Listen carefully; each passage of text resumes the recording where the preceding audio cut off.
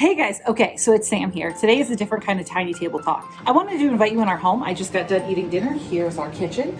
And actually, I gotta go get Nick because we gotta film. So let's go get him. I've been hearing he's in our office with. I feel it too. And no matter what I do, I feel the pain. With or without you.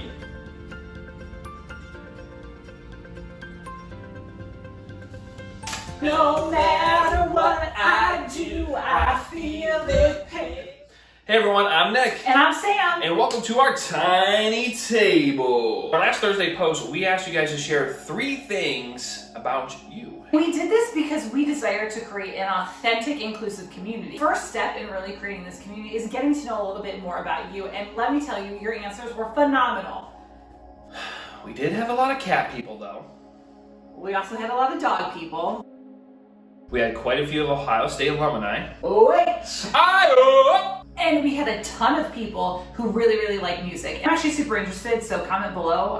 What's your favorite kind of music? If you're wondering why we keep stressing inclusion as one of our core values, let's elaborate. So you've heard us say before that we believe that everybody has the image of God in them. We believe that every person is a collection of stories, is a collection of experiences that reflect the divine creator. Your experiences, your personality, the things that make you you, the things that make you unique, that is a direct reflection of God who has created you. If you don't mind, I want to share a personal experience. So a big part of my story that for years I would pray would go away is I struggle significantly with my mental health. These different things were always there. When I was a kid, they were just quirks. It was just Sam is smart and she's wound up tight and she just does these really weird things. Eventually those weird things became more noticeable and started bordering some pretty obsessive compulsive behaviors. So fast forward, years later, I was finally diagnosed with having generalized anxiety disorder. But after hearing that diagnosis, and being a person who was active in the church, there was a part of me that just really believed that if I continued to pray, it would eventually go away. If I just felt broken enough, if I just felt like I got to a low enough place, eventually I would be delivered from this thing, this part of my brain and my body that felt like it had so much control. And I'm here to tell you that didn't happen. At 31 years old, I still struggle with anxiety. And for me, what I found works personally for me, I do, yes, take medication, and I did do counseling. I feel pretty good most days, I really do. Every so often, I have days where I genuinely feel if I walk out the front door, I will get hit by a bus and I will die. But those bad days are worth the trade-off that I'm gonna tell you about. If I didn't have these experiences, I'm telling you, my heart would not beat for mental health the same way it does.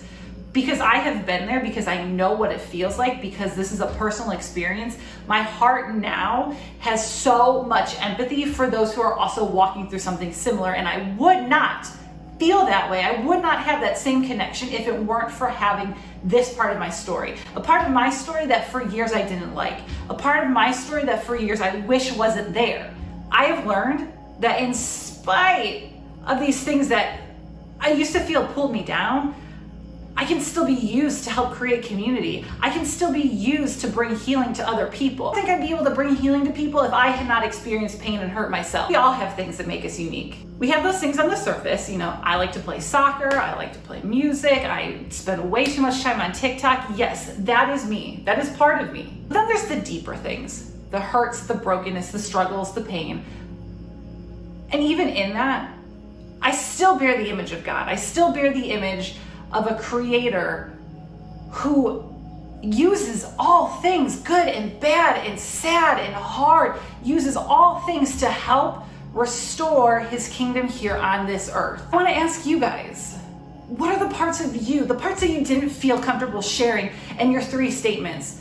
What are the parts that you have wished weren't there? What are the experiences and the stories that you wish you didn't have? And how do those unique testaments in your life, how do those reflect the image of a creator who deeply loves and who deeply cares and who deeply desires to see this world restored? What you do in the Lord is not in vain. You're not oiling the wheels of a machine that's about to roll over a cliff. You're not restoring a great painting that's surely going to be thrown on the fire. You're not planting roses in a garden that's about to be dug up for a building site. You are strange though it may seem, almost as hard to believe as the resurrection itself, accomplishing something that will become in due course part of God's new world. Every act of love, gratitude, and kindness, every work of art or music inspired by the love of God and delight in the beauty of His creation, every minute spent teaching a severely handicapped child to read or to walk, every act of care and nurture, of comfort and support for one's fellow human beings and for that matter, one fellow's non-human creatures, and of course every prayer, all Spirit-led teaching, every deed that spreads the gospel, builds up the church, embraces and embodies holiness rather than corruption, and that makes the name of Jesus honored in the world. All of this will find its way through the resurrecting power of God into the new creation that God will one day make. So you who has the image of God in you, recognize that image is in others as well. Go in peace on this Sunday. We love you. This has been Tiny Table Talks.